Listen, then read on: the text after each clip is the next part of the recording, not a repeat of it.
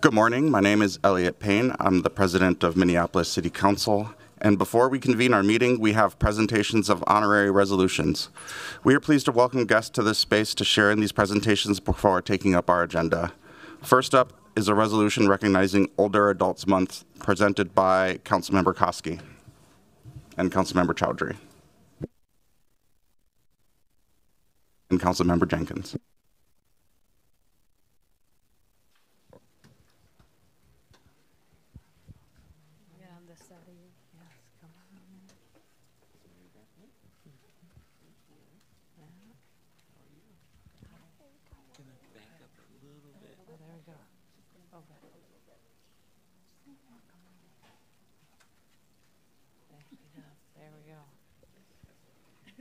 All right, good morning.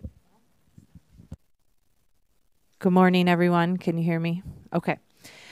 We are here to recognize May 2025 as Older Adults Month in the city of Minneapolis. Thank you so much for being here.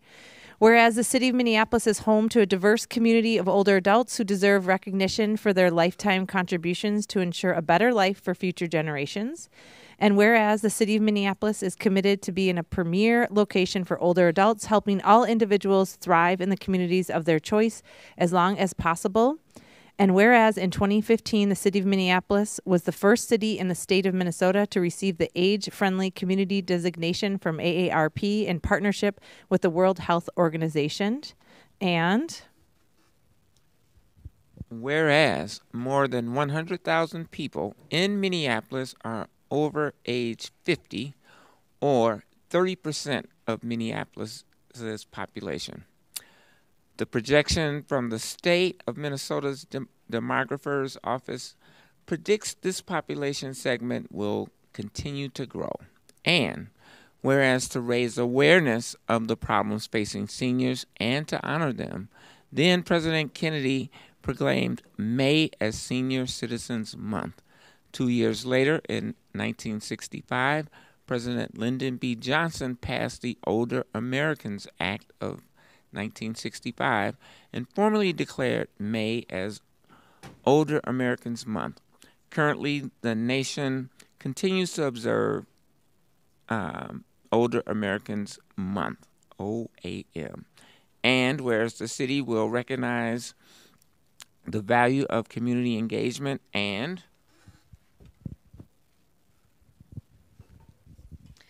whereas the city is in the process of updating the Minneapolis for a Lifetime Age-Friendly Action Plan, incorporating the recommendations from the city's most recent community engagement effort, and whereas the city created the Minneapolis Senior Citizen Advisory Committee in December 1981 to ensure our older adults have a voice in our city government.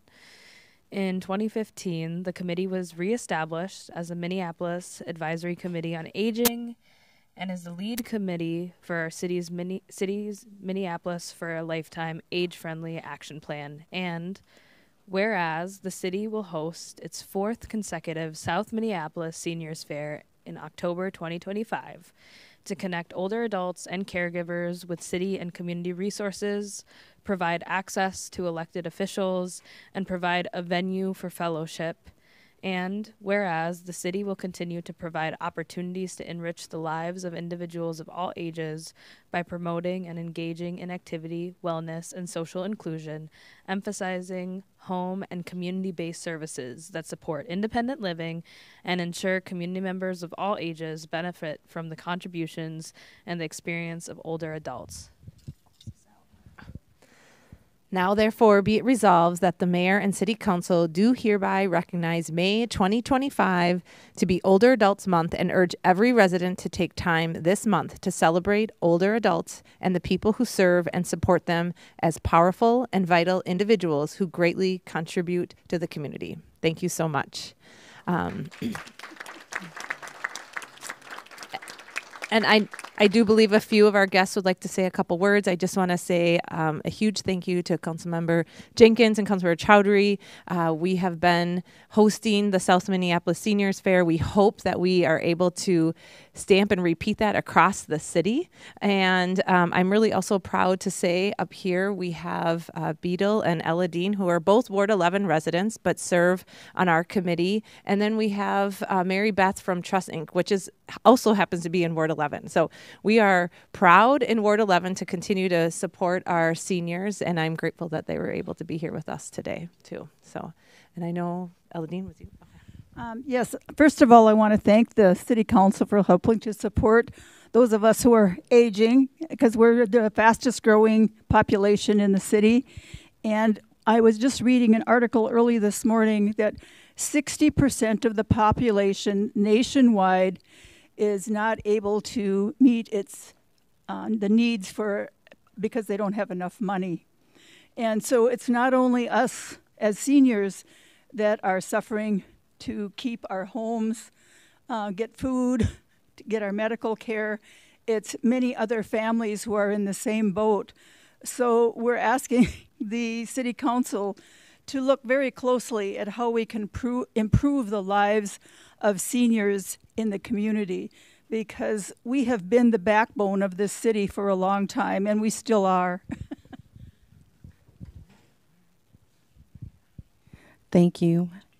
My name is Angelique Kingsbury. I am the former chair of the Minneapolis Advisory Committee on Aging, an advocate for age-friendly communities, and I live in the 5th Ward. And I'm very happy to be here this morning. And I also want to thank the council for the work that is being done and listening to our concerns and taking in our recommendations. And I look forward to more dialogue and conversation and work with the council.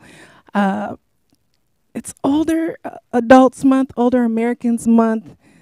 I'm 50 plus, and it's just hard for me to see myself as like an older adult, because I think I'm more like a midlife kind of fly individual. That's a little bit of slang, but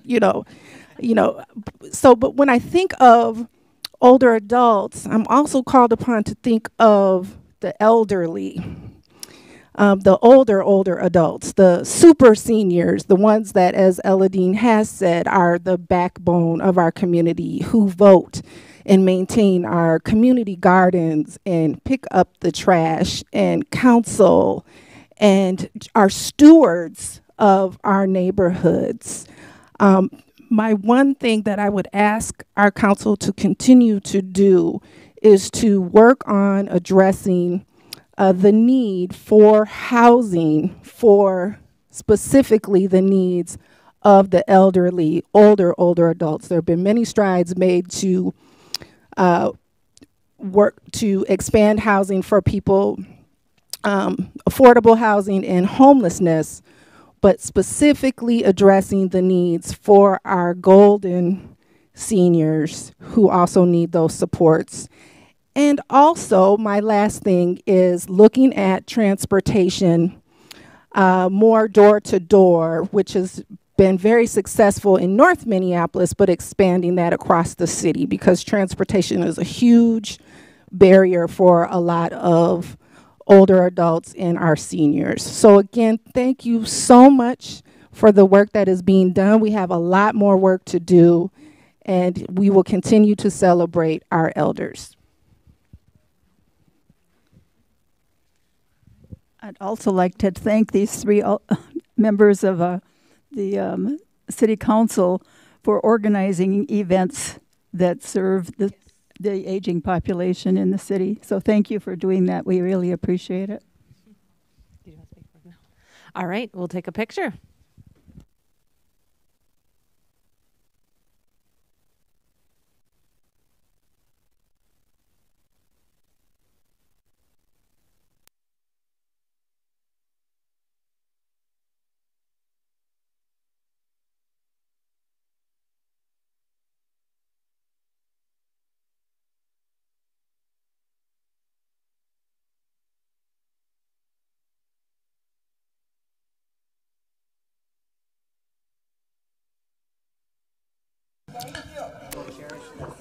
Next up, we will recognize No Menthol Sunday with council members Vitaw and Jenkins.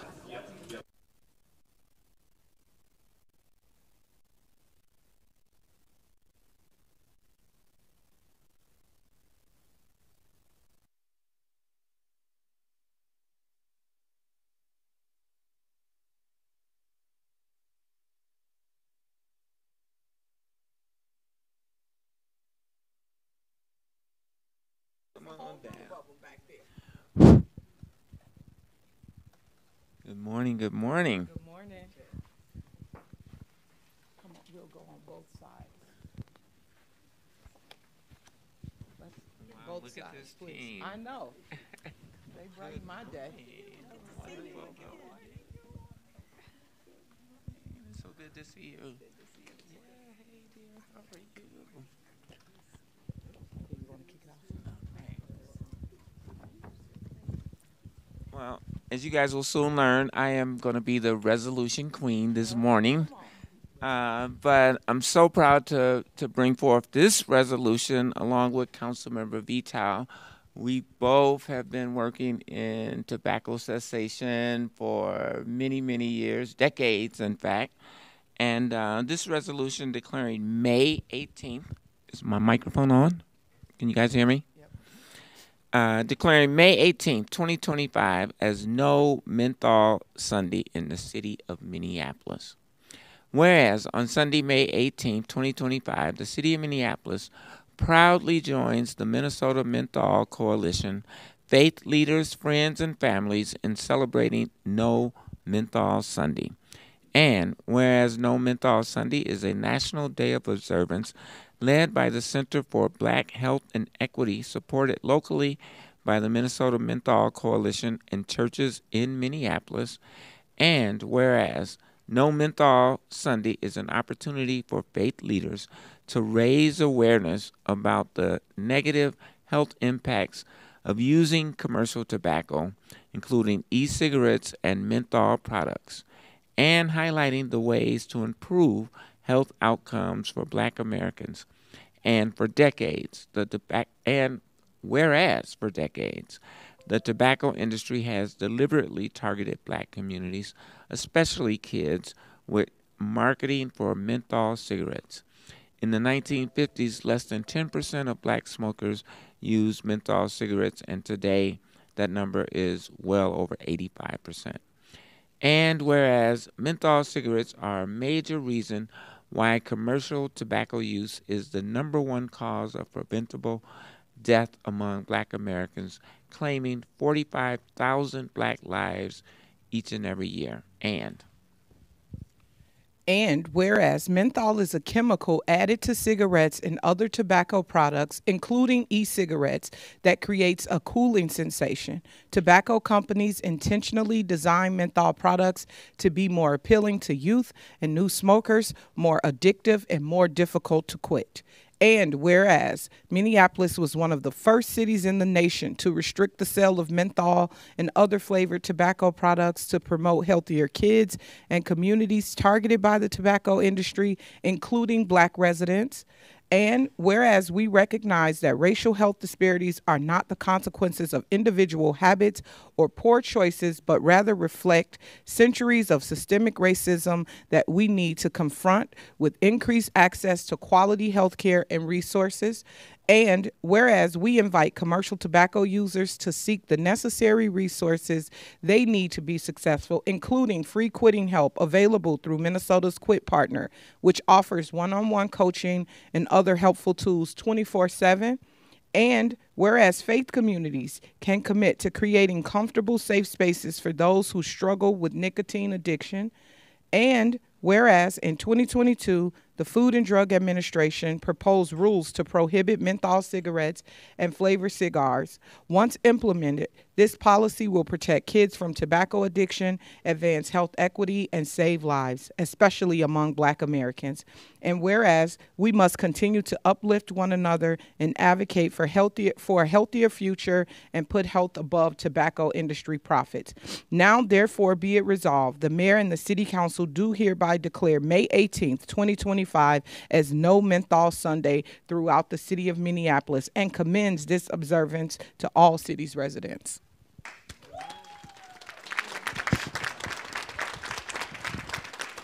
So I want to thank everyone for being here today. Just for context, this is probably every Northside Black church represented up here. And these are the ladies who helped me as a young advocate for tobacco control. I started a program in 2007, Breathe Free North.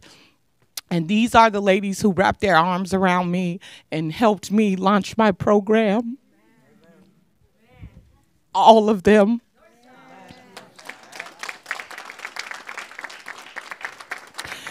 They're nurses, they're community health workers, medical providers, and I was so ambitious, and they were like, calm down.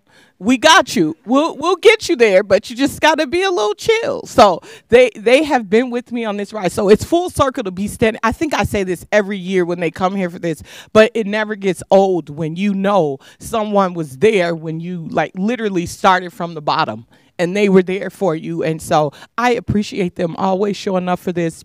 We launched our first No Menthol Sunday many years ago, and we all dressed up and wore church hats and wore green, and it was a huge celebration in North Minneapolis. So I really do appreciate you all continuing this advocacy work for the North Side. I always did it because I knew we were targeted and we didn't deserve it, and you all are continuing to do that work. You're protecting our kids, you're protecting our community, you're our elders, you're teaching us, and you've always done that. So I appreciate you showing up today in recognition of North Minneapolis and No Menthol Sunday. It goes beyond just North Minneapolis, but you all did a great job at promoting Breathe Free North. At that time, we were just asking people to not expose their children to secondhand smoke. Don't smoke in the cars, don't smoke in the house. And I think we did a good job at getting people to take tobacco outside of the house and outside of the car. And fast forward, menthol policies. Fast forward, raising the age to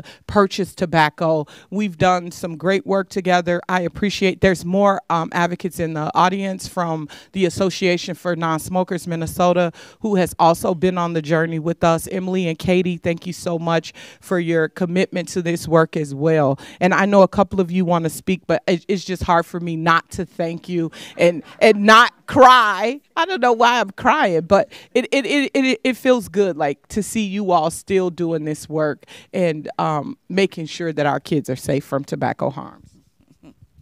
Thank you, Councilmember Vitar and City Council and Councilmember Jenkins. You've been on this journey with us for over 20 years. And what we can do is not smoke, contact your elected representative from the federal to the local to tell them to stop sitting on these bills and make sure that we pass those bills so that we can ban, yes, I know we don't want to use the word ban, but ban flavored tobacco products from sale. As Fannie Lou Hamer said, I'm sick and tired of being sick and tired of the tobacco company killing our people.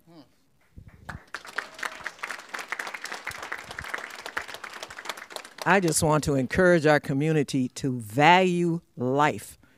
If life means anything to you, value life over profits. It's about greed by the tobacco industry. So please value life.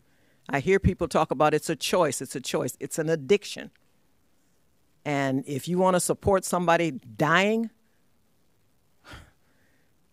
I don't know how you do that. So I just encourage you to value life and support the bills and the legislations that are coming through to eliminate the flavored tobaccos and the flavored vapes that they're trying to give to our children out of our community and out of the hands of our youth. Thank you.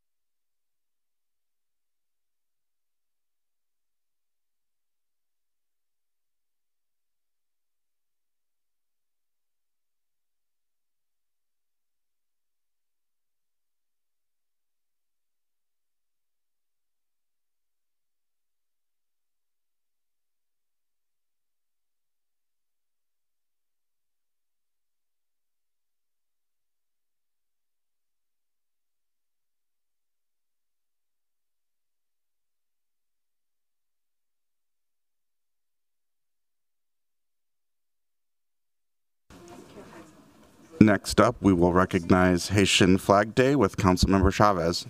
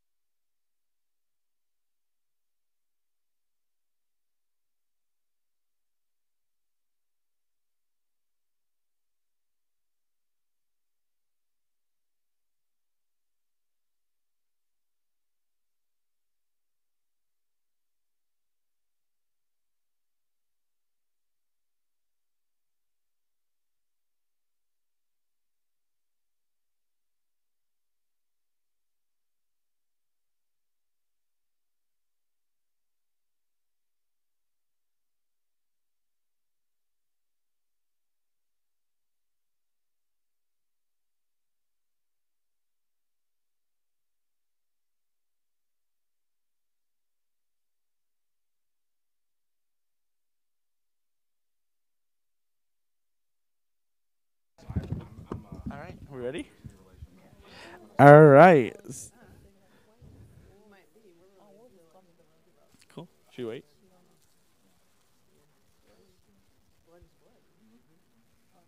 Cool. Perfect. So first we'll start off by, is this working? We'll start by reading the resolution honoring the significance of the Haitian flag to the people of Haiti and supporting the goals and ideals of Haitian Flag Day.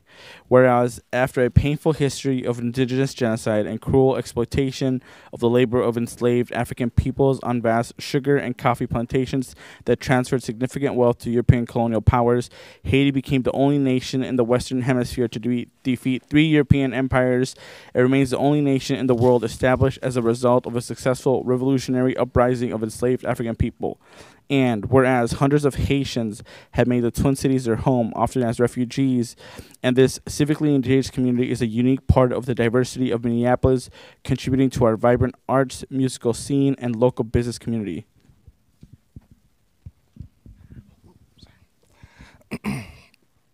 And whereas when Haiti was hit by a devastating earthquake in 2010, the Haitian diaspora community in Minneapolis and around the world acted, gathering resources and supplies to send home, and the local Haitian community created the nonprofit Haitian Community of Minnesota to align efforts for the earthquake relief and have continued to provide services to local Haitian families through this organization. And whereas Haitian Flag Day is celebrated annually on May 18th, marking the day of creation of the first Haitian flag sewn by Catherine Flan on May 18th, 1803 in Arcade. How do you say the city name? Do you know? Okay, I'll do my best shot. Arcade, Haiti. And whereas the Haitian flag is a symbol of pride, unity, individual liberty, and is tightly linked to the country's history of struggle and freedom. Now, therefore, be it resolved, the City Council of the City of Minneapolis hereby recognizes May 18th as Haitian Flag Day, recognizes the significance of the Haitian flag to the people of Haiti, and supports the goals and ideals of Haitian Flag Day. We're going to pass it to Rose to start us off. Thank you, everyone, for coming. I'm going to pass it to Rosalind. So he's going to read the...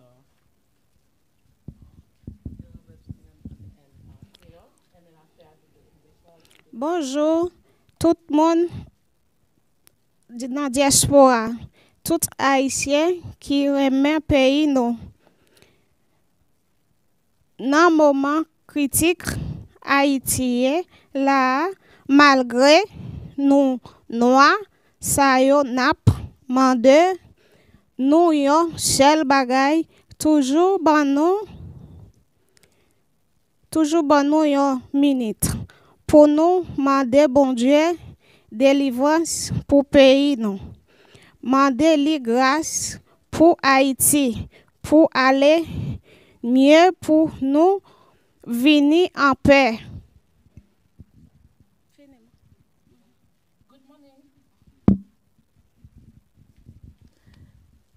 Good morning, everyone, to all people in the.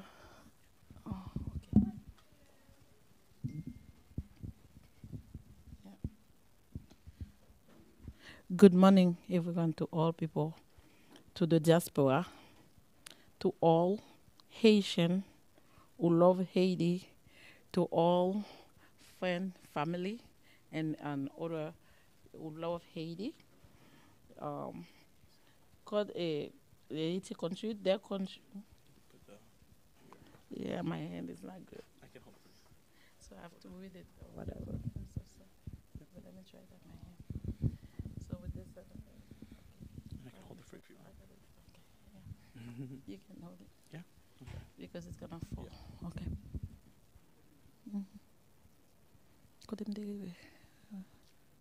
They have to know I'm disabled, so yeah. Who love their country. In oh my God, they're outside.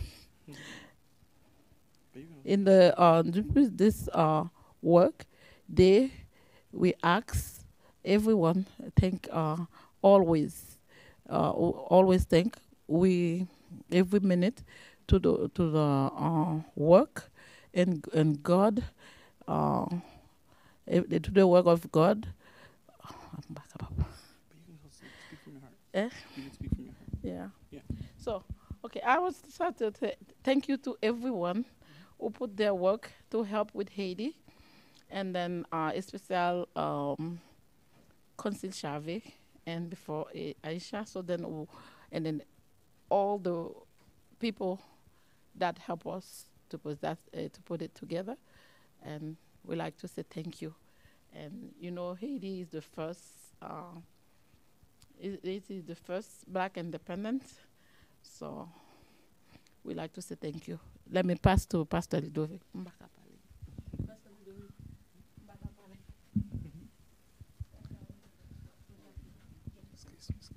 sure that mic is on. What do you want me to say?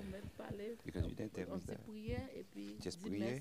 Yeah, juste merci bon Dieu et puis pour capable anointer Haïti. Okay.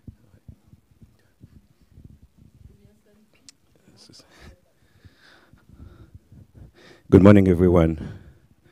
My name is Ludovic Pierre. We are so grateful and thankful to all of you who are standing and then recognize Haiti, the flags of Haiti as the first black country that fought for their freedom. You know, this morning we feel so blessed, and we want to thank God for what He did, and then also to thank everyone, and then so this group that working together and then make the effort to make everyone know that we have a country, no matter what the situation we are. But we feel so pleased and so blessed that Haiti is a country just like all the other countries. You know, may you please bow your head with me and thank God in the word of prayer. Father God, we are so blessed to be in your presence this morning with Haiti flags in our hands, in our heart, in our mind. Lord, we thank you for everyone who still, Father God, see Haiti as a country, the first black country that fought to see life, to see freedom, to see justice. Even though, Father God, we are in a situation right now, we want to lift Haiti before you because we know, Lord, you are the only one, Father God, that can take Haiti from all those hard place where it is right now. But Lord, we feel so proud that we are Haitian. We feel so proud that we are, we can lift this flag up today and say, Lord, not because of we know how to fight, not because we know how to do things well, but that because of your grace upon us. And Father God, we know that you still have grace. And then you still, Father God, can take Haiti and show that you did something yesterday and you can do it today. Lord, we love you and we praise you and we give all the glory and honor to you and to you alone. Amen.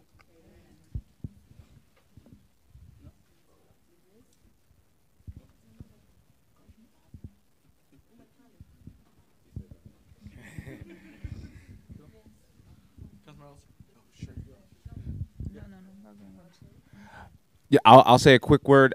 Just thank you all for being here, and thank you, Councilmember Chavez, for your solidarity, and I'm up here standing in solidarity with you all. And I do think it's important that people recognize Haiti as the first and truly free democracy in the Western Hemisphere. The first Black democracy. A revolution of enslaved people freed that country from slavery, and we owe a lot here, I think, to the example that Haiti has set for us. So thank you so much, and that's all I got. So awesome. Well, we'll take a quick photo up here. Oh yeah, and then we have a quick certificate for the Haitian Christian Fellowship Church from recognition from Governor Tim Walz that we at least wanted to share here. Yeah. So, yeah. And we'll take a quick photo, but also, thank Rose for your work here for the Haitian community too. So.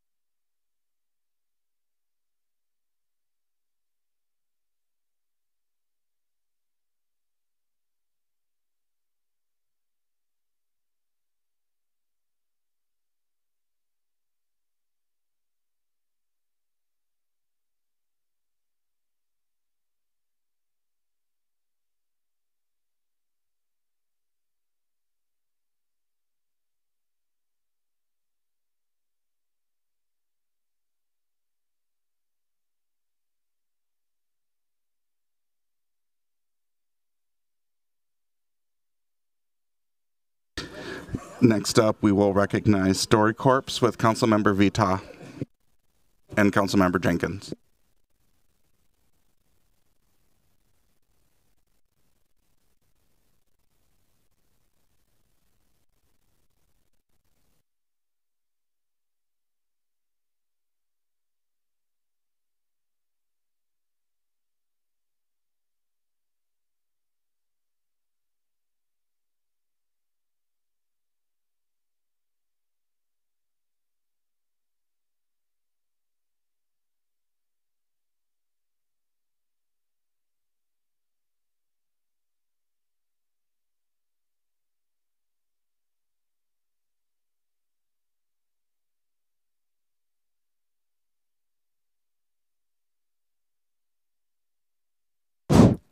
And she's back.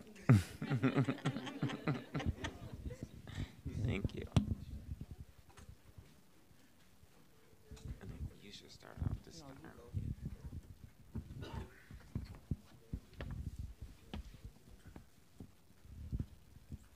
sure? Yep. Let me back a little bit. Are they coming?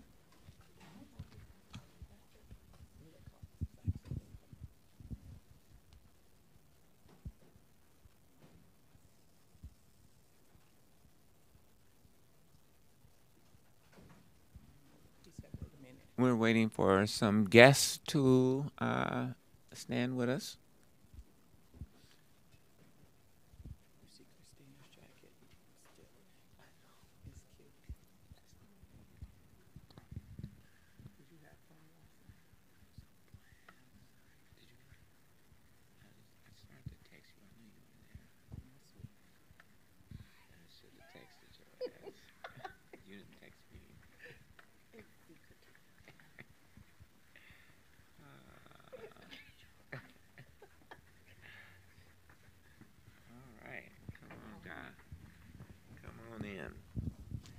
All right.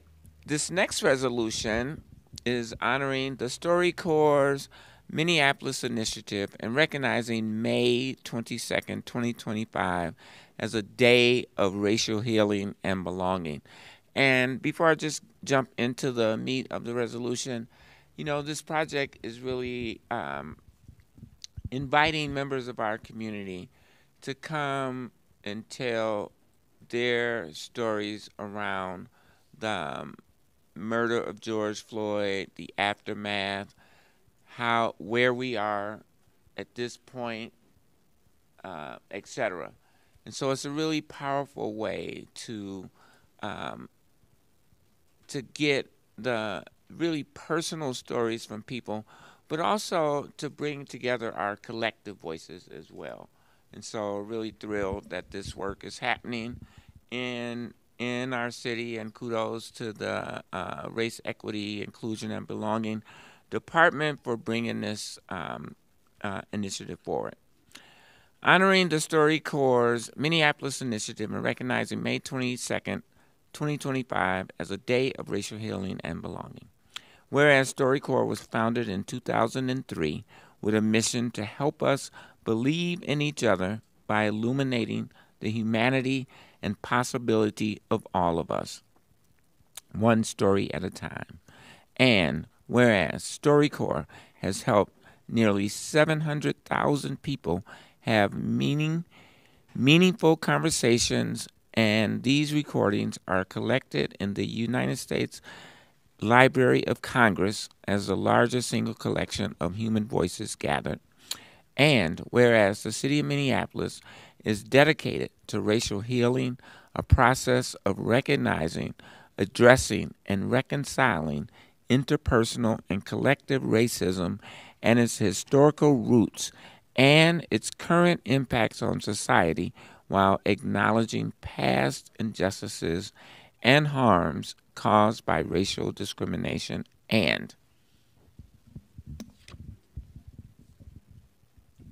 whereas the City of Minneapolis, in partnership with StoryCorps, launched a groundbreaking oral history initiative to document the lived experiences of residents following the murder of George Floyd. And whereas the StoryCorps initiative serves as a catalyst for racial healing, truth-telling, and collective remembrance, offering a platform for voices too often silenced or erased from official narratives. And whereas Minneapolis community members, from elders to youth, from north to south, from east to west, courageously step forward to share their stories of grief, strength, activism, and hope. And whereas storytelling is a time-honored tradition across all cultures and a powerful tool for building empathy, understanding, and transformation in systems and structures. And whereas the city recognizes that the public storytelling is not only a form of testimony, but also a strategy for institutional accountability and inclusive history keeping. Now, therefore, be it resolved that the mayor and city council do hereby recognize May 22nd, 2025 as a day of racial healing and storytelling, honoring the stories that shape our path towards justice, community, and shared humanity, and celebrate the community's participation in the StoryCorps initiative, and affirm that their ongoing commitment to uplifting historically marginalized voices through policy, programming, and partnership.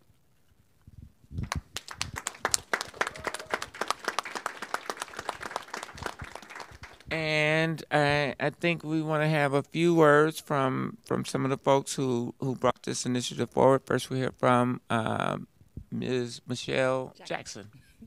Thank you. I am truly honored to be able to be here amongst everyone at the table with us today to honor the voice of the community members and celebrate the power of your story, and doing so in a way that will archive our stories in perpetuity for generations to come.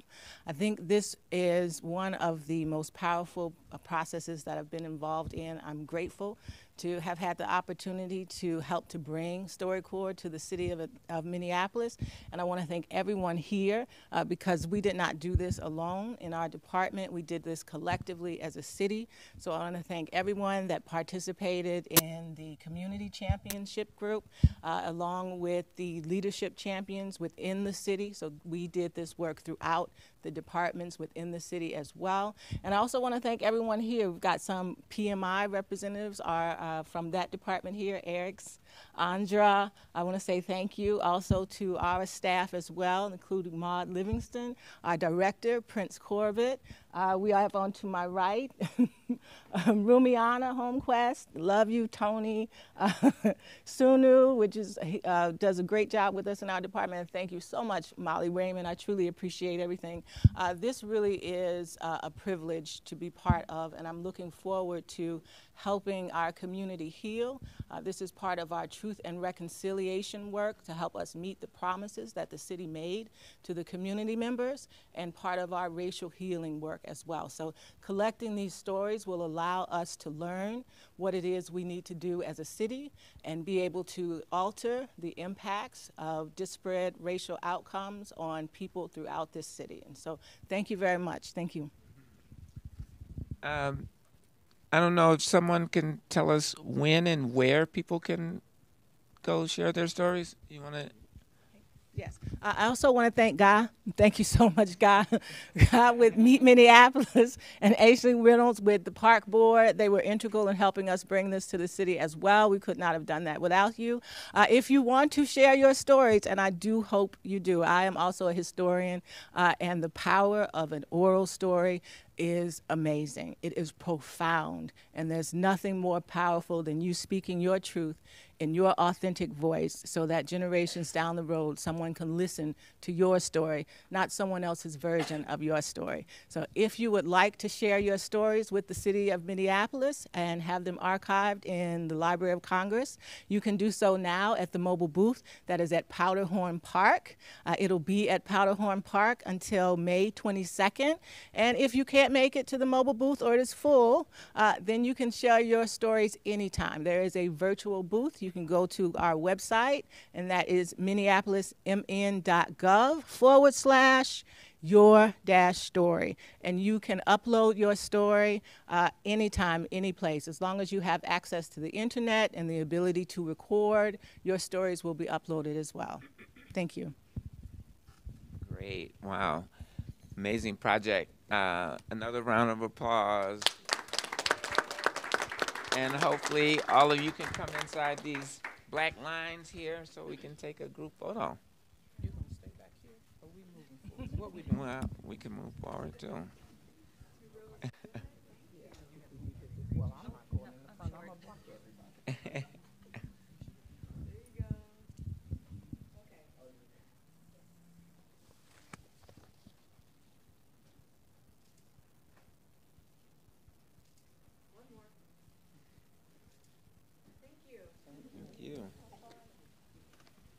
Director Corbett, there you go. Thank you. Thank you. Will you hold the mic closer to your mouth, please? Okay. Thank you. All right. Yeah. Thank you. Tony, how you doing?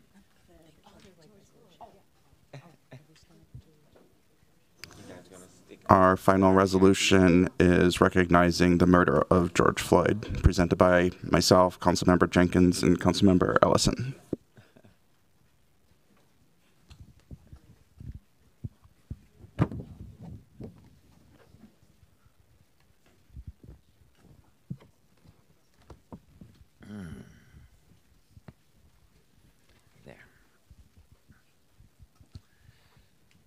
All right, I think we are approaching the last resolution here, Resolution Thursday. All right, This resolution is recognizing May 25th, 2025 as the 5th year since the police murder of George Floyd in Minneapolis that sparked a global catalyst for justice. Whereas George Floyd was born on October 14th, 1973 in Fayetteville, North Carolina, later moving to Houston, Texas, where he grew up playing basketball and football throughout high school and college. And whereas in adulthood, Mr. Floyd worked hard to make changes in his life centered in religious mentorship, community service, and messages of anti-violence.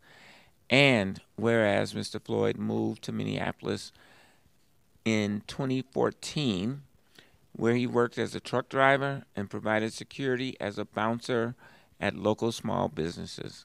He was a beloved father, brother, relative, friend, who declared throughout his life that he would one day change the world. And whereas on May 25th, 2020, near the intersection of 38th Street and Chicago Avenue, now known as George Floyd Square, after making a store purchase, George Floyd was confronted by 4 Minneapolis police officers whose actions led to his horrific murder and the kneeling on his neck by former Minneapolis police officer Derek Chauvin for over 9 minutes. And whereas what is commonly known as an 8-minute and 46-second video, but is actually 9 minutes and 29 seconds long, that captured the murder, was taken by a bystander and minor at the time whose quick thinking and instinct proved integral to the ensuing global protest of police brutality and systemic racism, the moment for racial justice, and the criminal convictions of the 4 officers responsible for Mr. Floyd's murder and the violation of his civil rights. And whereas community members, activists, and organizers immediately came together to preserve artworks and other offerings and to regularly assemble at George Floyd Square, advocate for solutions to dismantle systemic racism, including the 24 demands, as well as create on-the-ground memorials like the first sculpture at the intersection garden and Say Their Names Cemetery. And whereas Mr. Floyd's murder launched legal investigations by the Minnesota Department of Human Rights and the United States Department of Justice into the violation of civil rights by the MPD, the probe lasted over 3 years and resulted in court-enforceable agreements due to findings of patterns and practices that the Minneapolis Police Department used excessive force, including unjustified deadly force and unreasonable use of tasers, unlawfully discriminates against Black people and Native American people in its enforcement activities, including the use of force following stops, violates the rights of people engaged in protected speech, and along with the city, discriminates against people with behavioral health disabilities when responding to calls for assistance. And whereas the city of Minneapolis began crafting and implementing police reforms immediately following the murder of George Floyd as the investigations happened. This included banning the use of chokeholds, requiring officers to report and intervene when they witness unauthorized uses of force, making changes to the use and protocol of crowd control munitions, among other important reforms. And whereas the city of Minneapolis continues to confront this legacy through mourning, resistance, healing, and the pursuit of equity and transformation, the city has committed to ongoing work that recognizes the collective pain and trauma caused by the police murder of George Floyd and other actions through racial healing and restorative justice initiatives, transforming traditional policing, improving police accountability, investing in upstream solutions, and dismantling systemic racism at the city of Minneapolis. And whereas the city of Minneapolis is transforming traditional policing into a community safety ecosystem by improving community access and input into the oversight of police, investing in violence prevention programs, restorative justice, and racial healing initiatives, alternative response models, embedded mental health responders, and co-locating police precincts within other services to address community needs more holistically, among others. Now, therefore, be it resolved that the mayor and city of Minneapolis do hereby recognize May 25th, 2025 as the 5th year since the police murder of George Floyd that sparked a global catalyst for justice, and acknowledge that there is much work yet to be done to address systemic racism at the city of Minneapolis.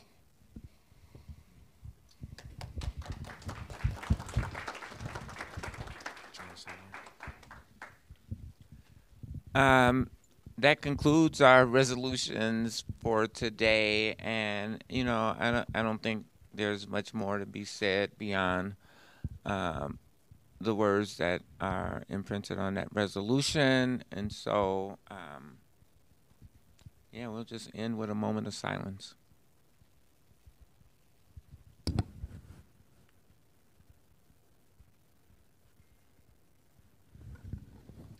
Thank you. And I don't know, should we take a group photo? Yeah.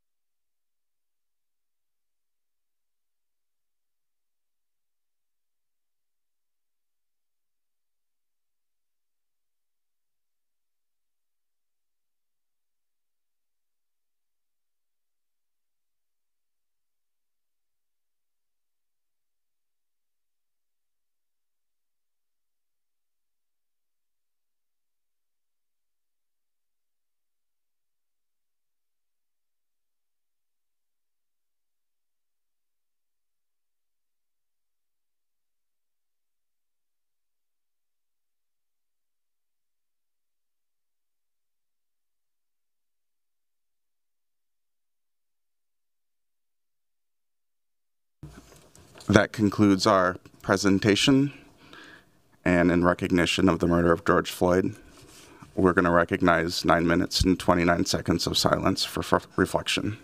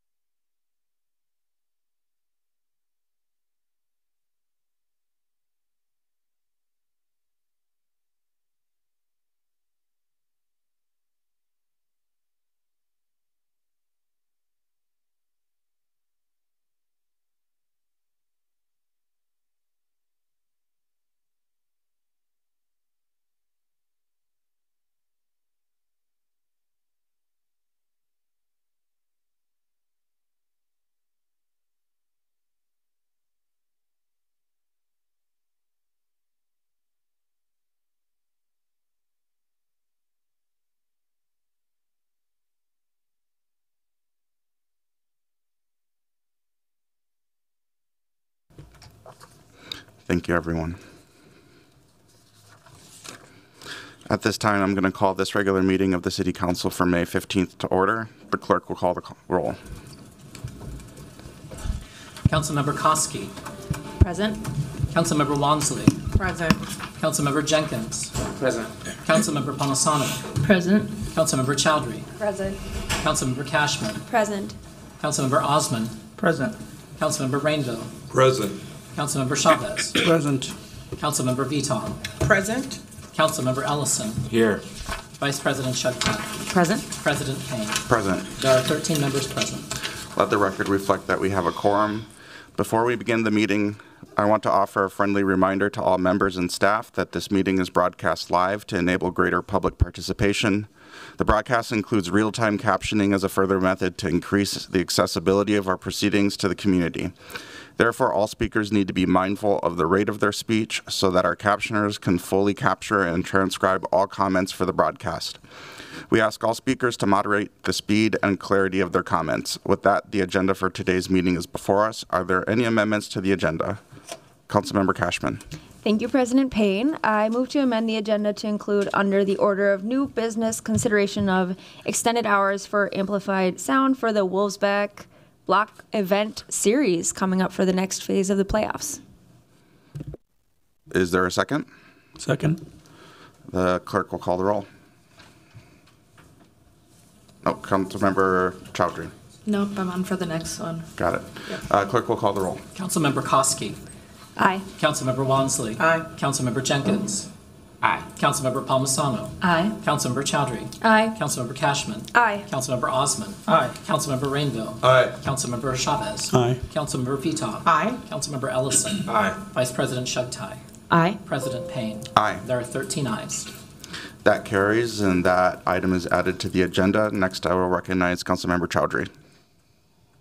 Thank you, Mr. President. I am going to move to amend the agenda by deleting a notice to introduce at the next regular meeting of the City Council the subject matter of an ordinance amending Appendix J of the Minneapolis Code of Ordinance relating to license fee scheduling, updating fee schedules for mobile food vending licenses, just in consultation with our city attorney's office, staff, and clerks. This is just not an action we need to take in order for us to address the fee schedule issue that we're looking at, and we will be taking up a different item in the Business, Housing, and Zoning Committee next week.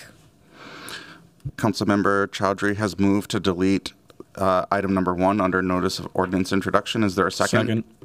The clerk will call the roll. Councilmember Koski. Aye. Councilmember Wansley. Aye. Councilmember Jenkins. Aye. Councilmember Palmisano. Aye. Councilmember Chowdhury. Aye. Councilmember Cashman. Aye. Councilmember Osman. Aye.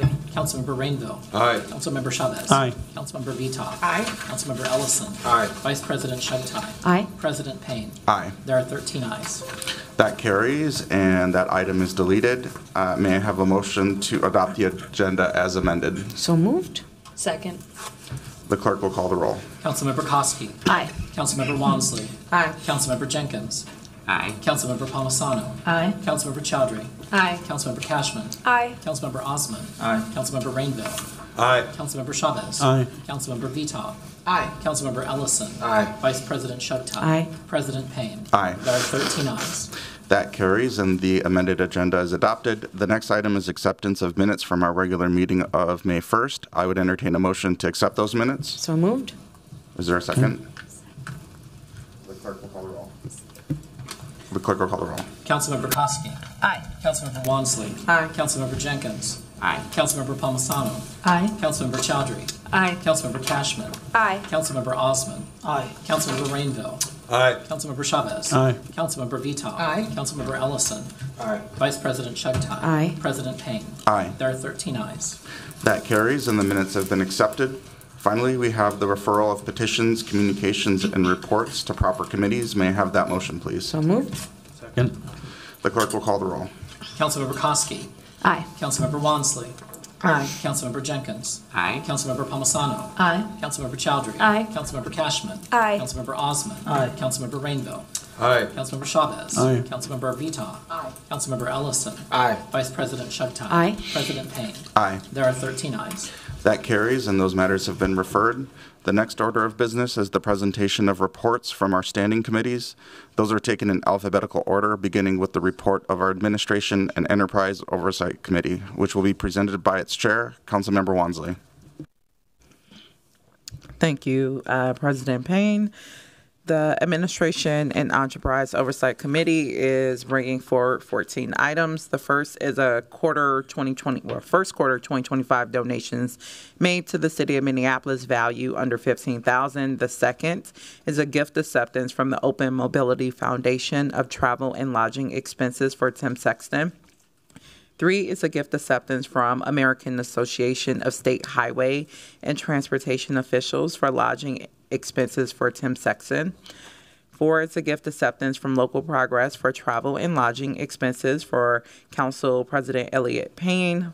5 is a contract with Minneapolis Downtown Improvement District for nighttime safety and approving the sponsorship of the 2025 Warehouse District Live events. Number 6 is contract amendment with Thomas & Sons Construction, Inc.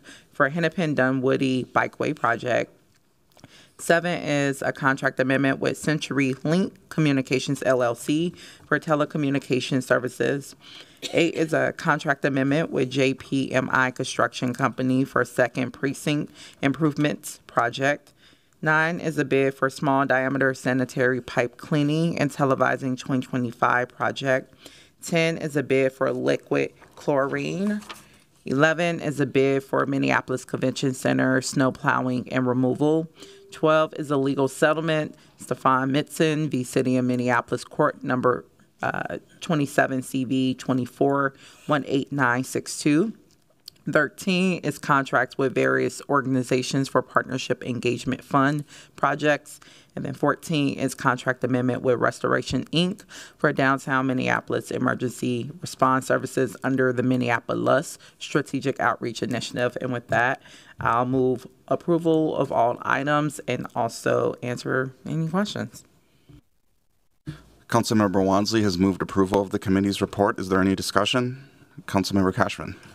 Thank you, Mr. President. I have one question for the chair. So on item number 5, which is the contract with Downtown Improvement District for nighttime safety, which is $300,000 for Warehouse District Live, I did just want to let folks know that next cycle we'll be bringing forward the large block event permit for hosting Warehouse District Live from June 6th to November 2nd.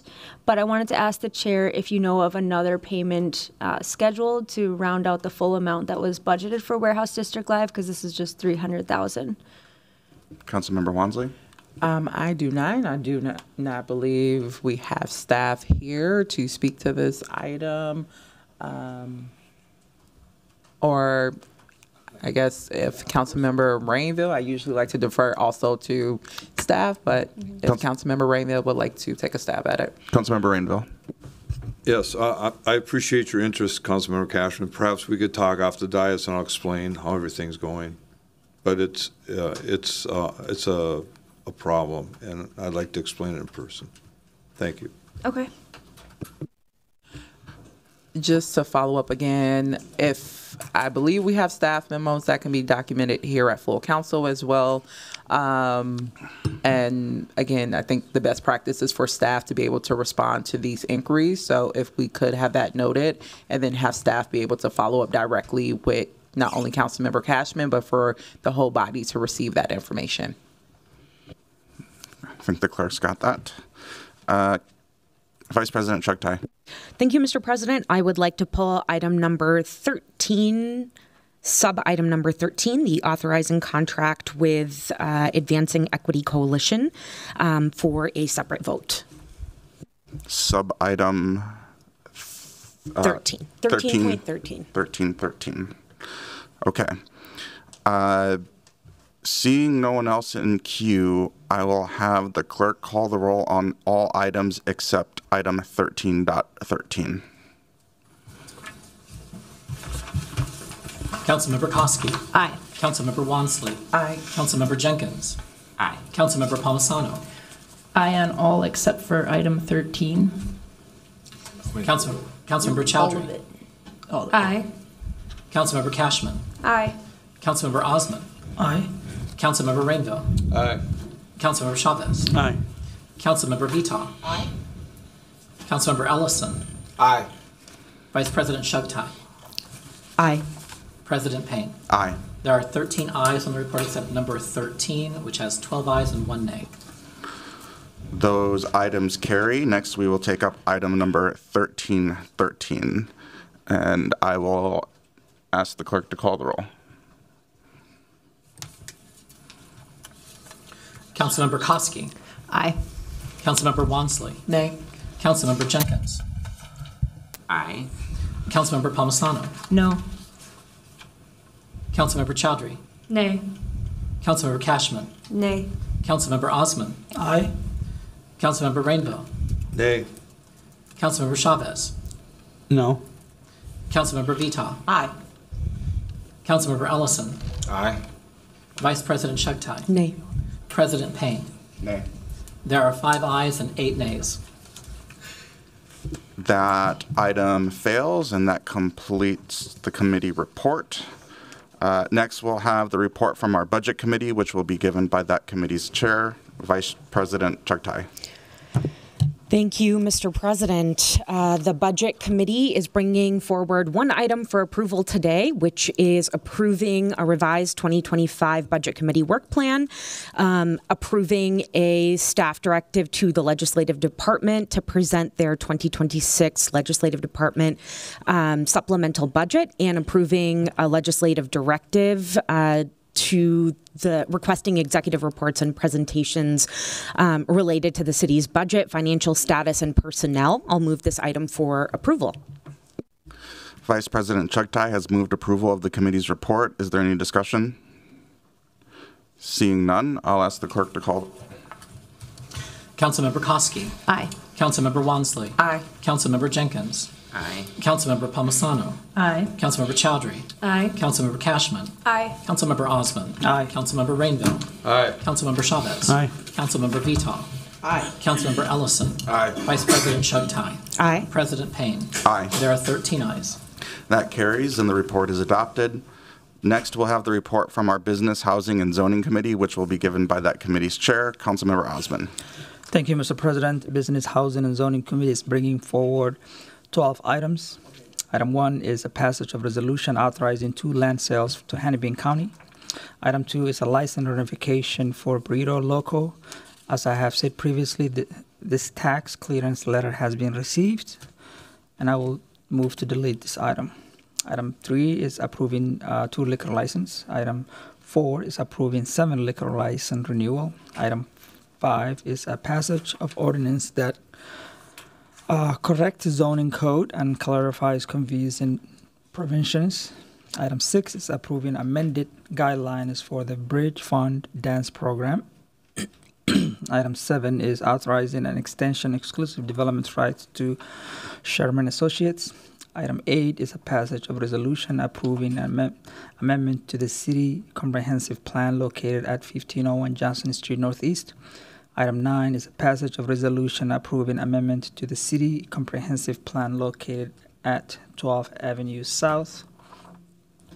Item 10 is a passage of resolution approving amendment to the city comprehensive plan authorizing the seabed to submit a plans to the Met Council. Item 11 is approving a removal of Phillips Gateway public artwork. And lastly, item 12 is considering a resolution that approves historical designation for Glendale Townhomes. This item was sent forward without recommendation.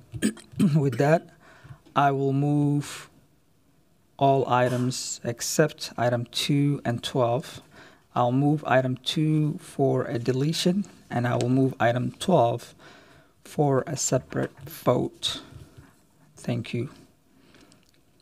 Councilmember Osman has moved the committee report with the deletion of item number 2 and separating out item number 12 for a separate vote. Is there any discussion on the remainder of the report? Not seeing anyone in queue, so I'm adding myself in queue just to speak on item number 8. This is an exciting opportunity for my ward. There's a potential new grocery store moving in to a site that was a long time just kind of a construction storage area, and I think my community is extremely excited about that, so I'm really happy to see that today. Vice President Chuck Tai. Thank you, Mr. President. I wanted to pull item number 10 for a separate motion. Okay, Vice President Chuck Tai has pulled item 10 for a separate motion. Is there any discussion on the remainder of the report? Seeing none, I will ask the clerk to call the roll on deleting item 2 and holding item 10 and 12 for a further vote. Councilmember Koski. Aye. Councilmember Wansley. Aye. Councilmember Jenkins. Aye. Councilmember Palmisano. Aye. Councilmember Chowdhury. Aye. Councilmember Cashman. Aye. Councilmember Osman. Aye. Councilmember Rainville. Aye. Councilmember Chavez. Aye. Councilmember Vita. Aye. Councilmember Ellison. Aye. Vice President Chuck Tai. Aye. President Payne. Aye. There are 13 ayes. That carries, and those items are adopted. Next, we will take up item number 10, and I will recognize Vice President Chuck Tai. Thank you, Mr. President. I just wanted to pull this item because there is potentially one additional outstanding item that needs to be added to this that my office has been working with our planning department on and been in conversation with council members Osman and Ellison as well. So just wanted to make a motion to continue this item by one cycle so we can resolve the one minor outstanding item and consider this at our next council meeting. Vice President Chuck Tai has moved to continue this a cycle. Is there a second? Second. Is there any discussion? Councilmember Osman, I'm assuming you're in queue for something else? Okay.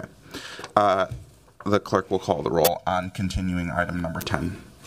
Councilmember Koski. Aye. Councilmember Wansley. Aye. Councilmember Jenkins. Aye. Councilmember Palmisano. Aye. Councilmember Chowdhury. Aye. Councilmember Cashman. Aye. Councilmember Osman. Aye. Councilmember Rainville. Aye. Councilmember Chavez. Aye. Councilmember Vita. Aye. Councilmember Ellison. Aye. Vice President Chuck Tai. Aye. President Payne. Aye. There are 13 ayes. That carries, and that item will be continued to the next cycle. Next, we will take up item number 12, and I will recognize Councilmember Osman. Thank you, Council President. Colleagues, this item was moved without recommendation on the committee. And now I would like to delay this item one more cycle so we can have more time to discuss and learn more about the process. And yes, so thank you. Councilmember Osman has moved to continue item number 12. Is there a second? Second. Any discussion?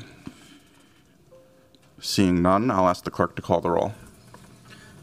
Councilmember Koski. Aye. Councilmember Wansley. Aye. Councilmember Jenkins. Councilmember Palmisano. Aye. Councilmember Chowdhury. Aye. Councilmember Cashman. Aye. Councilmember Osman. Aye. Councilmember Rainville. Aye. Councilmember Chavez. Aye. Councilmember Vita. Aye. Councilmember Ellison. Aye. Vice President Chuck Tai. Aye. President Payne. Aye. There are 13 ayes. That carries, and that item will be continued to our next cycle. And with that, we've completed all items on the report, and the report is adopted. The next report is from our Climate and Infrastructure Committee, which will be presented by that committee's chair, Councilmember Cashman. Thank you, Mr. President. The Climate and Infrastructure Committee has 8 items for approval today. Item 1 is passage of an ordinance related to events at outdoor stadiums. Item 2 is adopting the Stormwater Management Program and 2024 Annual Report. Item 3 is project approval and adopting assessments for the Columbus Park Alley reconstruction project. Item 4 is approving a large block event permit for Art-A-Whirl this weekend. Item 5 is approving a large block event permit for the Rise and Remember Festival later this month. Item 6 is approving a block permit for the annual Saloon Pride Block Party next month. Item 7 is an agreement with the Bassett Creek Watershed Management Commission for a floodplain and stormwater management study.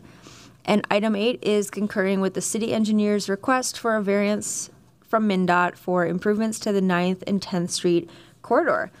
I will move approval of all of these items, noting that item number 2 was sent forward without recommendation, and I have had a chance to work with Director Kraft, Angie Kraft from Public Works to resolve some of the questions and concerns that I and other community members had. Thank you. Councilmember Cashin has moved approval of the full committee report, including item number 2. Is that correct, Councilmember Cashman? Sorry, we're moving approval of all items. All right. Councilmember Cashman has moved approval of the full committee report. Is there any discussion? Seeing none, I will ask the clerk to call the roll. Councilmember Koski. Aye. Councilmember Walmsley. Aye. Councilmember Jenkins. Aye. Councilmember Palmisano. Aye. Councilmember Chowdhury. Aye. Councilmember Cashman. Aye. Councilmember Osman. Aye. Councilmember Rainville. Aye. Councilmember Chavez. Aye. Councilmember Vita. Aye. Councilmember Ellison. Aye. Vice President Shugtai. Aye. President Payne. Aye. There are 13 ayes. That carries and the report is adopted. Finally, we have the report of our Public Health and Safety Committee, which will be presented by that committee's chair, Councilmember Chavez. Thank you, Mr. President. The Public Health and Safety Committee will be bringing forward 2 items. Item number 1 is authorizing an MOU with Hennepin Healthcare to utilize the space at the Lake Street Safety Center. And item number 2 is approving appointments to the Community Commission on Police Oversight. I'll move approval of these items. Councilmember Chavez has moved approval of the committee report. Is there any discussion? Seeing none, I'll ask the clerk to call the roll.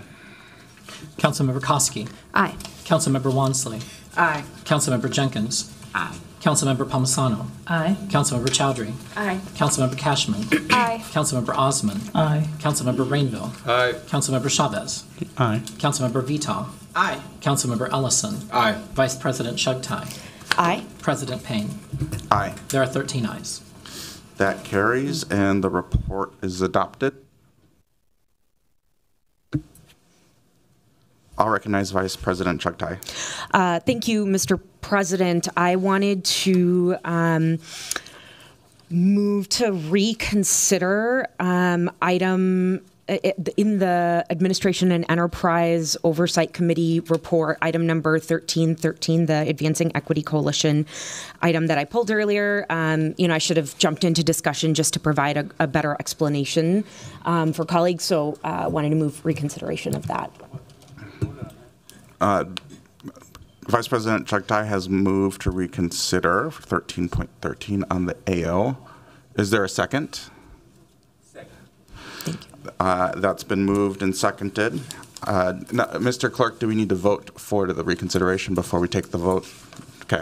The clerk will call the roll on the motion to reconsider item number 1313 from AO. Councilmember Koski. Aye. Councilmember Walmsley. Aye. Councilmember Jenkins. Aye. Councilmember Palmisano. Aye. Councilmember Chowdhury. Aye. Councilmember Cashman. Aye. Councilmember Osman. Aye. Councilmember Rainville. Aye. Councilmember Chavez.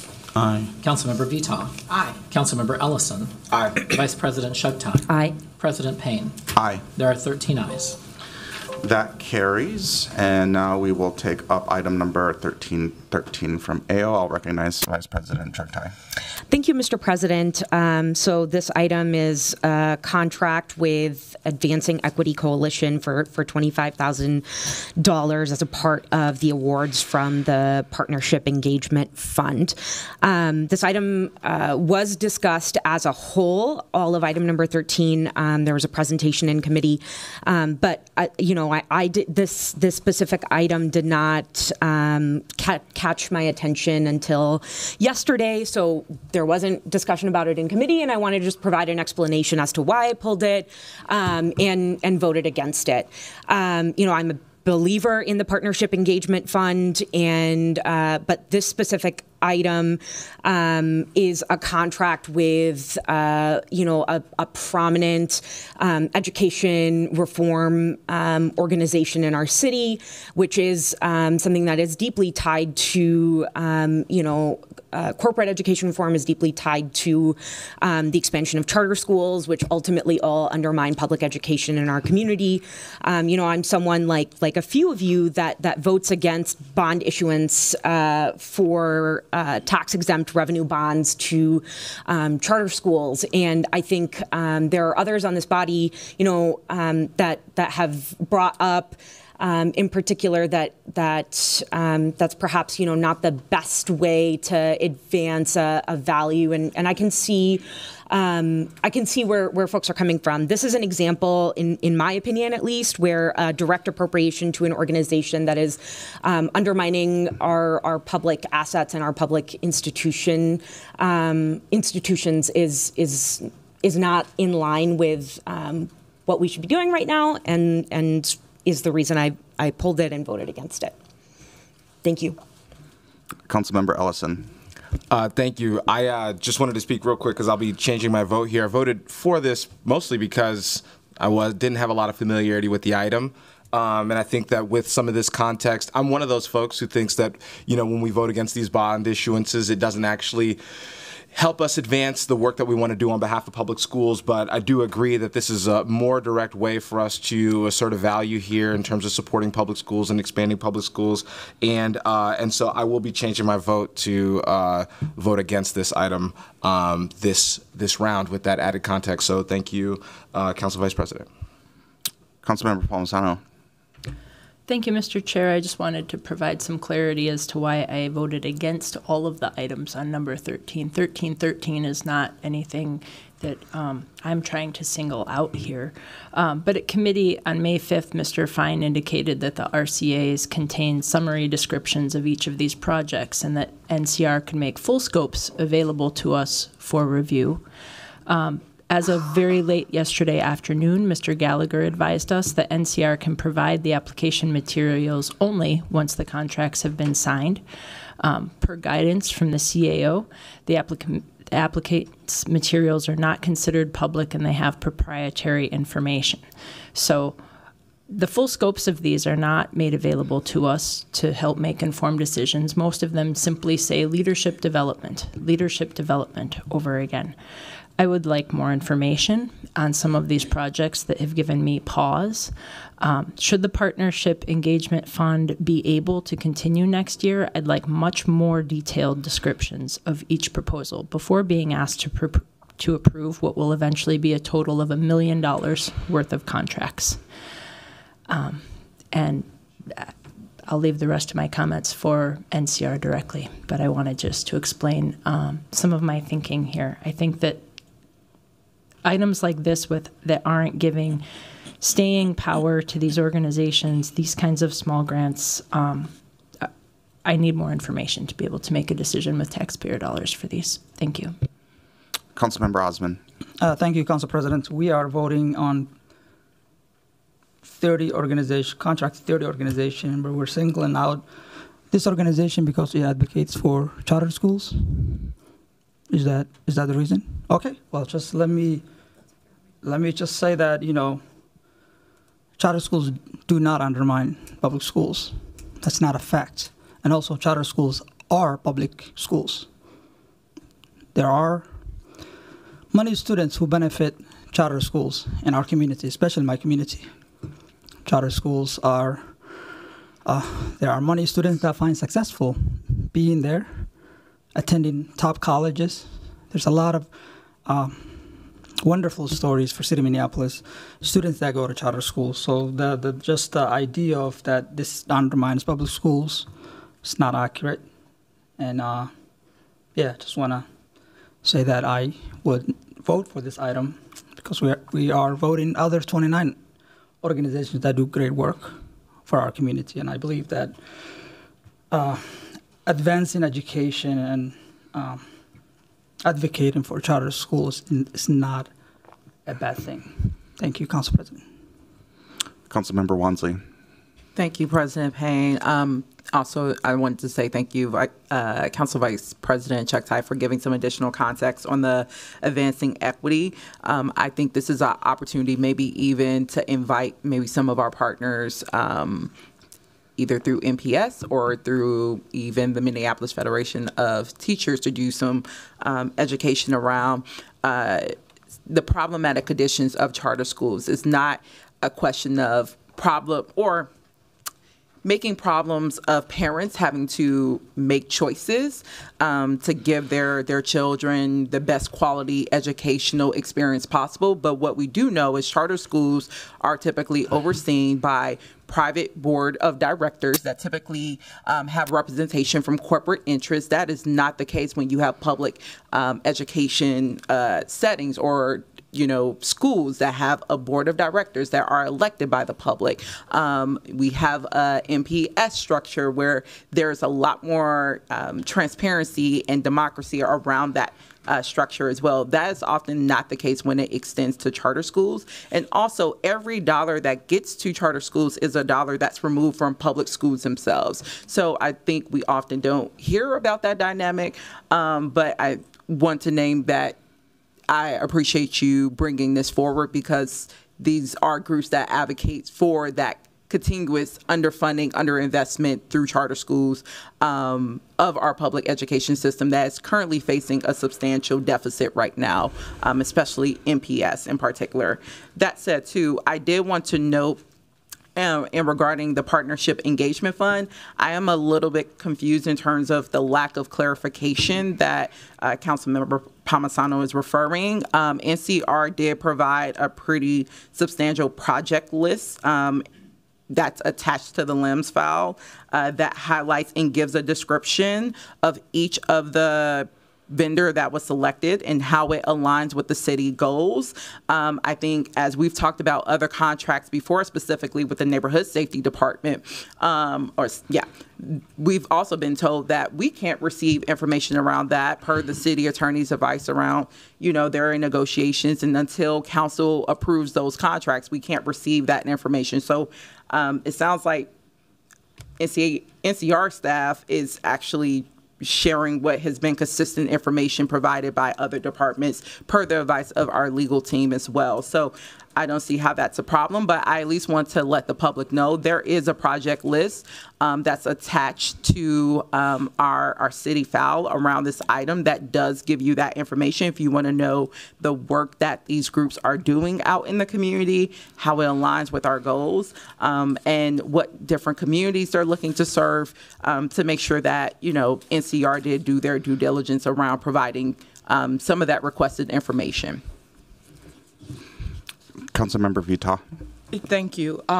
So I'm going to be supporting, I supported this before, I'm supporting it again. I just wanted to say, I'm familiar with this group because they've done some wonderful work at Olson Middle School, which is a public school in North Minneapolis. A couple years ago, they did a wonderful project where they created a lounge. Some of the staff of this organization leveraged their personal relationships and created a lounge for teachers at Olson Middle School, a beautiful, quiet space.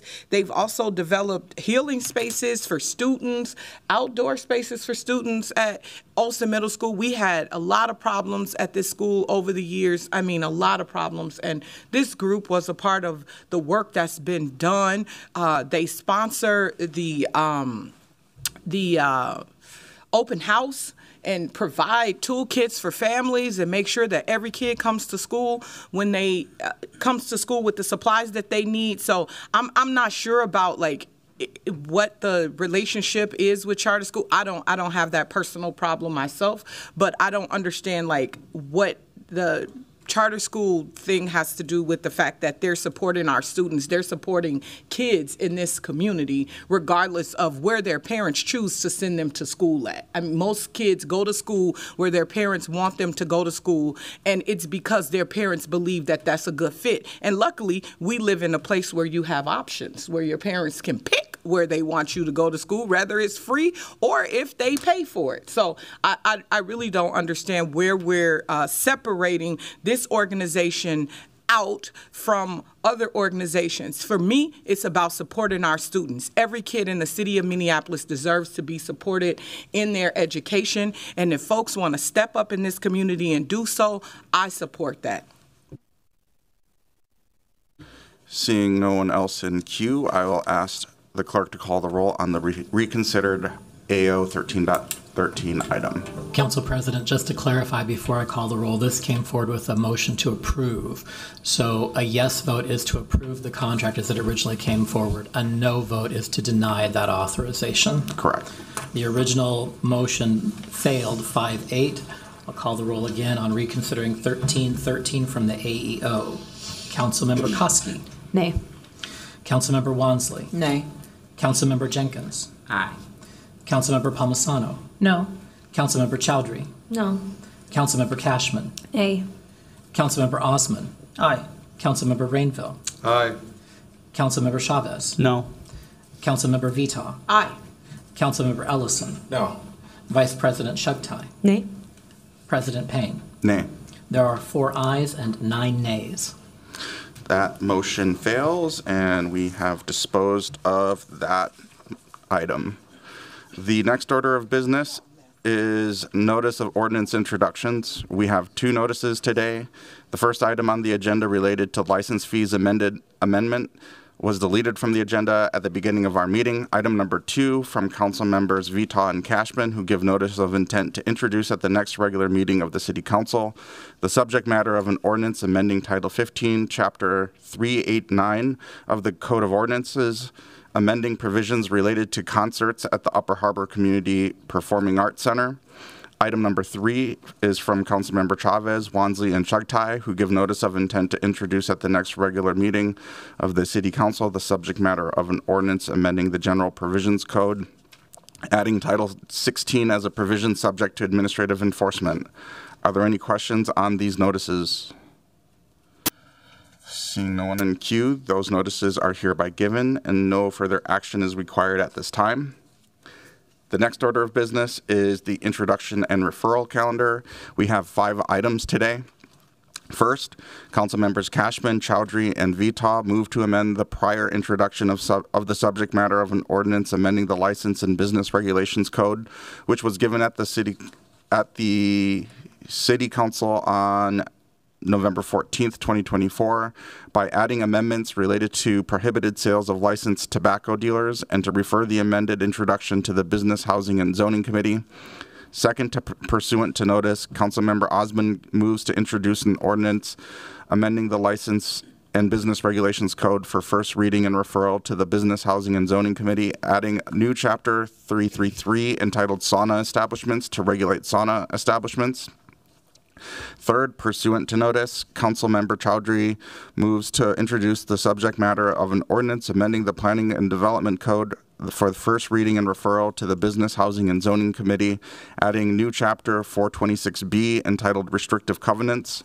Fourth, pursuant to notice, Councilmember Wansley moves to introduce the subject matter of an ordinance amending the Administration Code for first reading and referral to the Administration and Enterprise Oversight Committee, adding a new section 18.190 relating to contracts for surveillance technology. And finally, pursuant to notice, Councilmember Wansley moves to introduce the subject matter of an ordinance amending the Administration Code for first reading and referral to the Administration and Enterprise Oversight Committee, adding a new section 18.200 relating to professional services contracts between $5,000 and $175,000. May I have a motion to approve these introductions? So moved. Second. Councilmember Cashman. Thank you, Mr. President. Just wanted to speak to item 1 on the introduction and referral calendar. I'm very glad to be advancing a series of policy changes with Councilmember Chowdhury and Councilmember Vita to limit tobacco sales in our city and to keep youth safe from tobacco harm. And this includes new restrictions on the sale of electronic delivery devices, otherwise known as vapes, and zoning changes to restrict the establishment of new tobacco shops. So I look forward to talking with council members about this in the weeks to come and earn your support for these policy changes.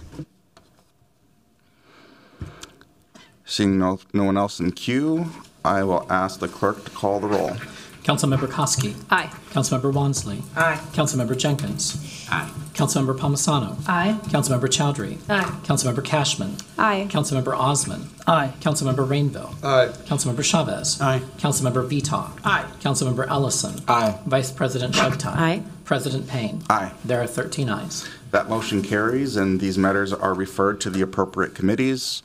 The next order of business is resolutions. We have 6 resolutions on our agenda today, 5 of which were presented prior to today's meeting. Are there any questions or comments from council members? Councilmember Ellison. Thank you. I wasn't going to speak on the resolution because we read it out loud, and I want to thank Councilmember Jenkins for her leadership on recognizing the anniversary of the murder of George Floyd. I was up there thinking to myself, and it's an idea that I wanted to present to you at some point. We should probably make an honorary resolution, at some point honoring his birthday, his life, his that kind of legacy. And I didn't plan to speak, so I'm excuse me if I stumbled through this, but I just think it's really important for us to remember that the systemic issues, not the individual people, but the who may have done bad things, but the systemic issues with policing and with the Minneapolis Police Department, I think can't get buried underneath Derek Chauvin's feet alone. That's my opinion. And I think that sometimes when we absolutely have to remember what happened to George Floyd, we absolutely have to remember what Derek Chauvin did, but we also can't allow that to sort of be a little bit of a shield to, I think, a system that really has not served our residents over its 150-plus year service. And that's not to say that there haven't been individual officers who have been exceptional, who have been great at their job.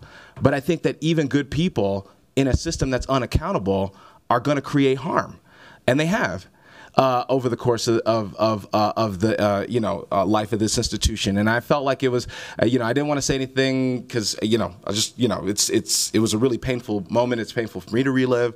But I felt like I couldn't let this moment pass and this item pass without saying something to that effect. Lastly, I'll say, and I had to go pull up a list because, I'm looking at this list and I know it's not complete.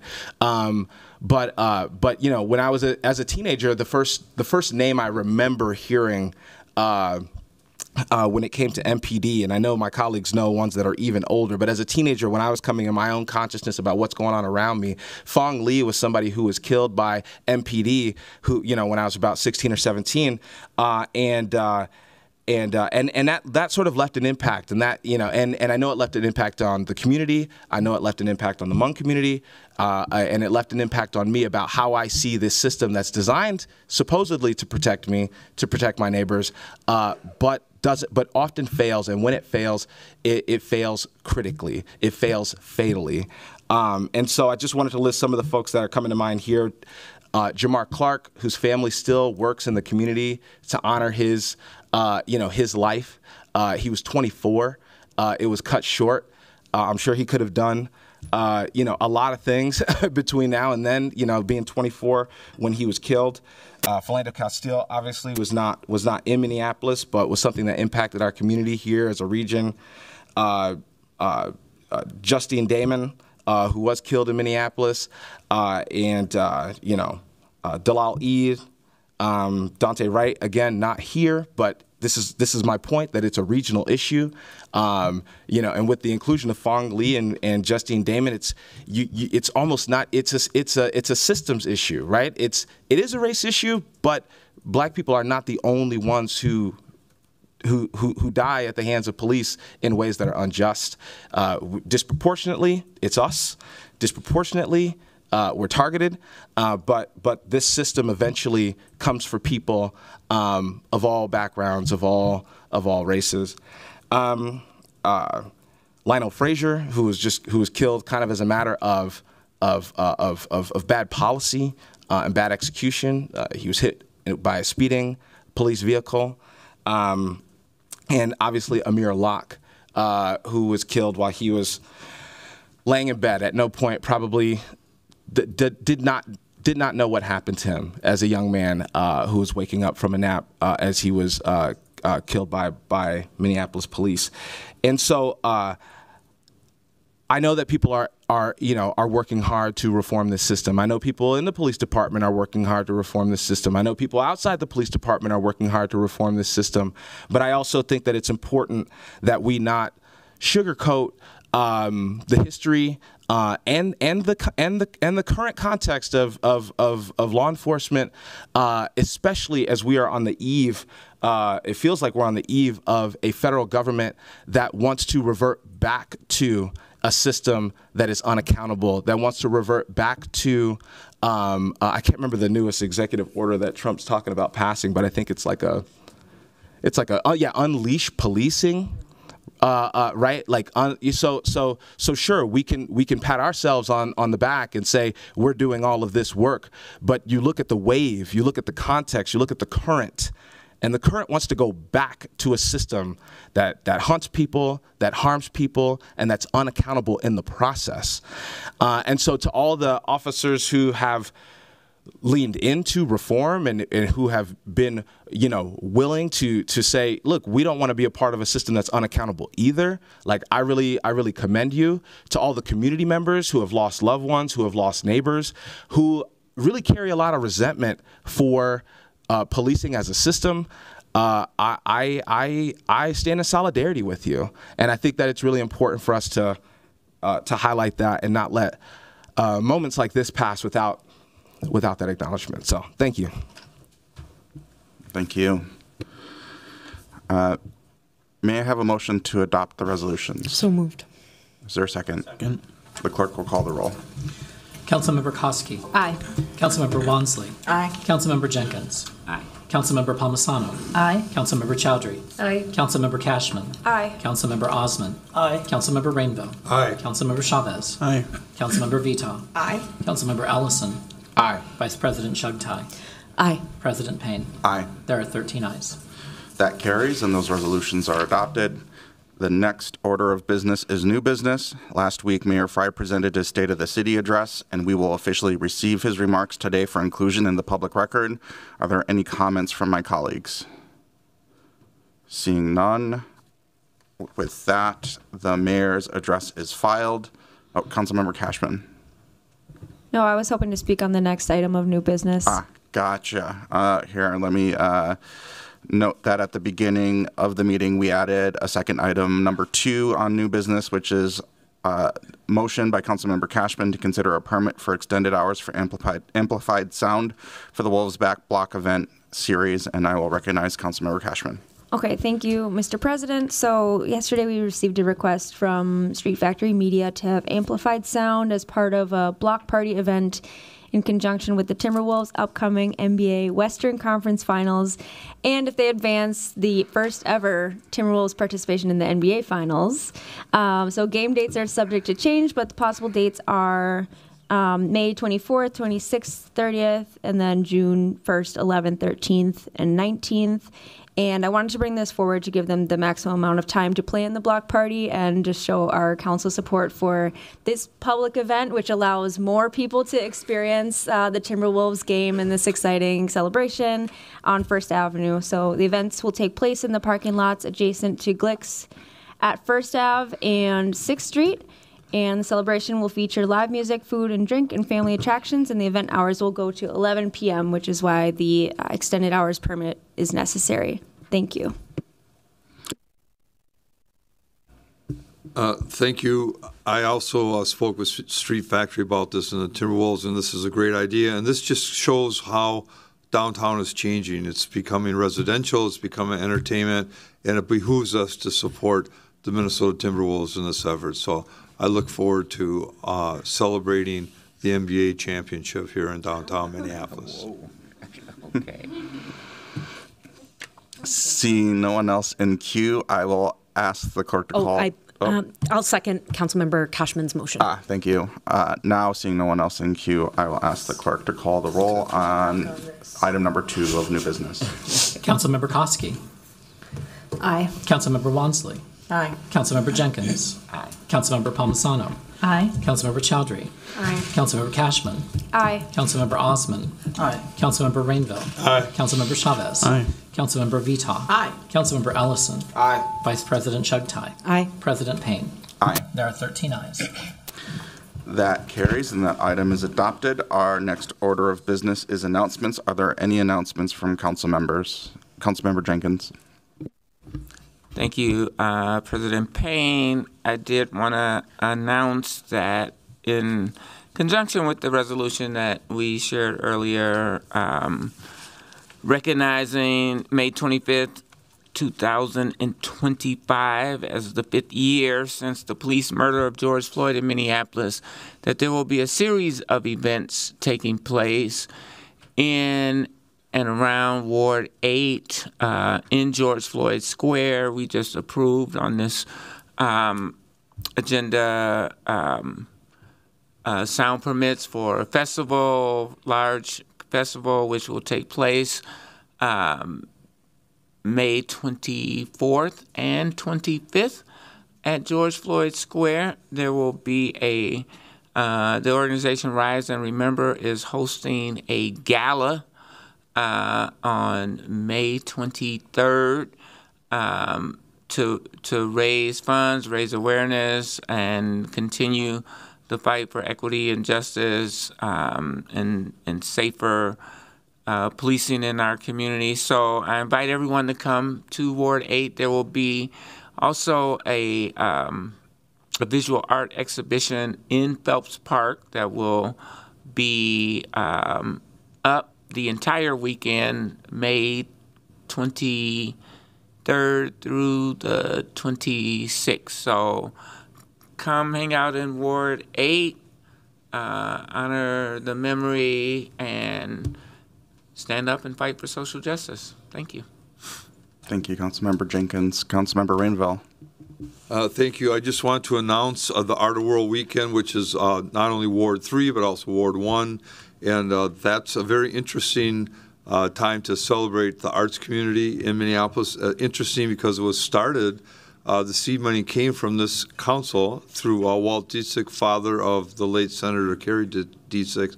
And it shows the value of arts in the community, that it leads to business prosperity and entertainment by the citizens. So all of you out there listening, hope to see you down on 13th Avenue Northeast this weekend. Thank you, Councilmember Rainville. You beat me to the punch. I also put myself in queue, though, because I wanted to build on some of the comments that Councilmember Ellison made.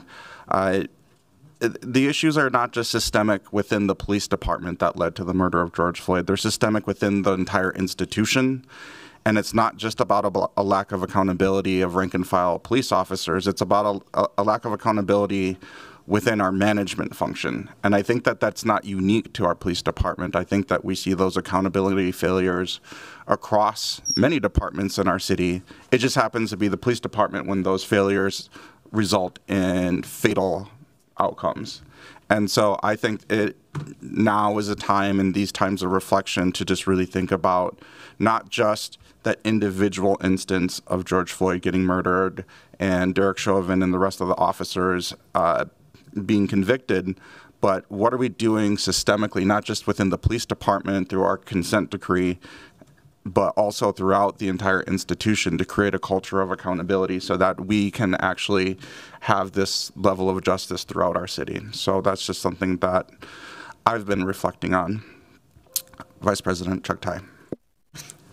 Thank you, Mr. President. Wanted to just remind colleagues that tomorrow marks the deadline for your council budget priorities, which are due by midnight. I will be here for the remainder of the day and will be available to chat with any of you. I'll also be available throughout the day tomorrow if you have any questions. I've really appreciated offices that have reached out so far just to ask for clarifications on certain pieces. We are just doing budget priorities a little bit differently this year, learning from the lessons from our first time doing it last year. So please get your council budget priorities into us. Fill out that form by midnight tomorrow. Great reminder. And with that, we've completed our business today, and with nothing further to come before the council and without objection, this meeting is hereby adjourned. Thank you. Oh, that was not. There we go. There you go.